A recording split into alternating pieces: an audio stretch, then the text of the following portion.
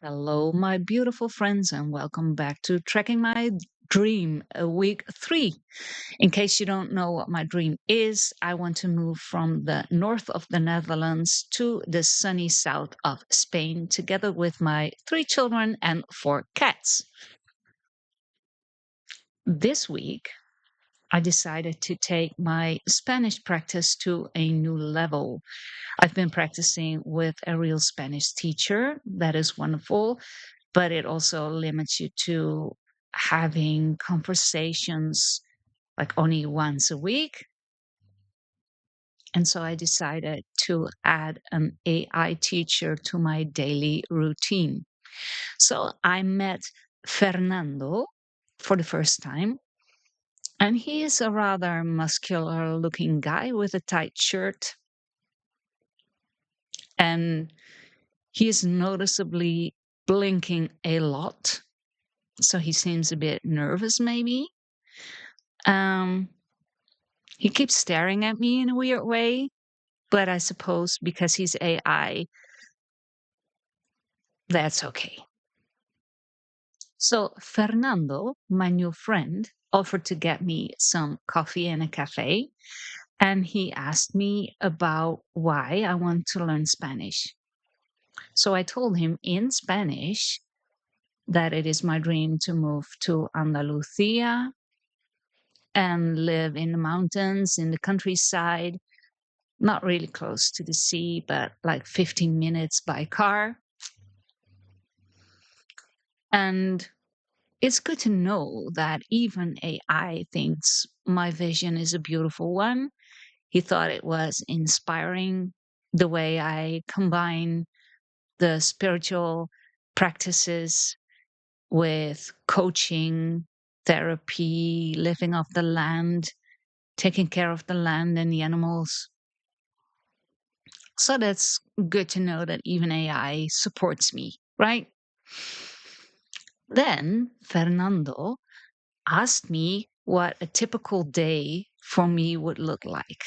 So let's say I wake up in the morning in my new home. What will I do? So I told Fernando in my not so good Spanish that I drink a coffee, then I feed the animals, and then probably I will do some stone carving. I will get a stone and I will carve it.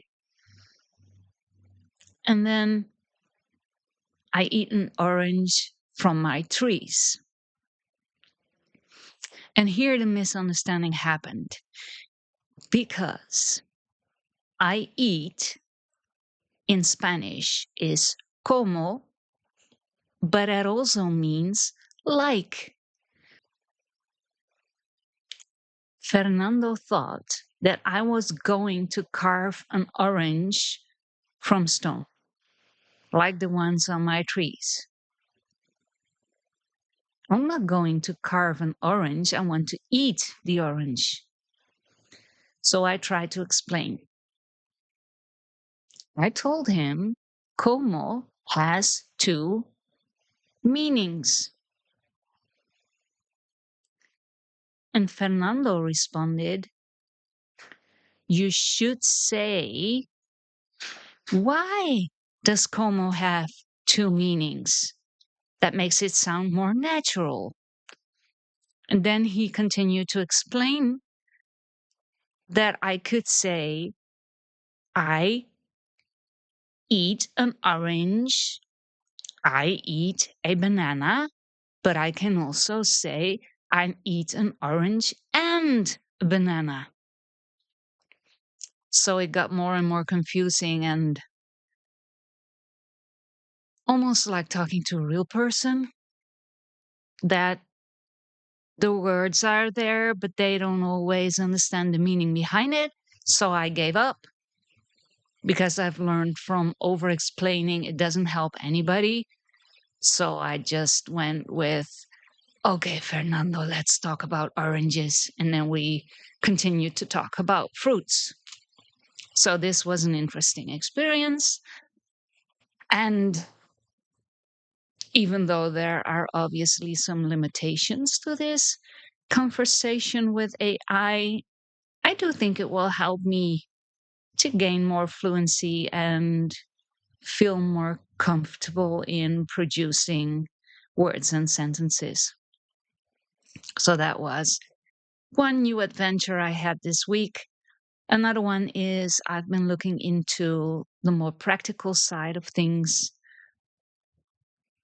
like what would be the minimum income I would need to live comfortably in Spain.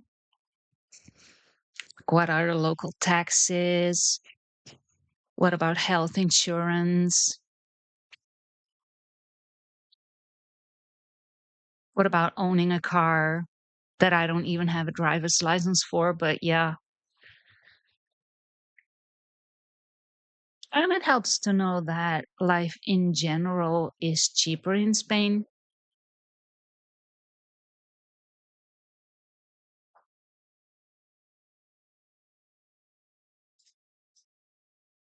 And so I'm now striving for having that comfortable income I will need over there to have that as a stable monthly income now and save as much as I can. And we'll see from there. Maybe Fernando has some tips for me. I'll ask him. Anyway, I'm looking forward to that moment where I actually wake up for the first time in my new home in Spain and I will make my coffee and I will take that mug outside and look over the land, hear the sounds of the animals, of the wind, maybe, of nature, and look around and feel so complete. Yeah, that's like a paradise moment for me. Starting my day like that,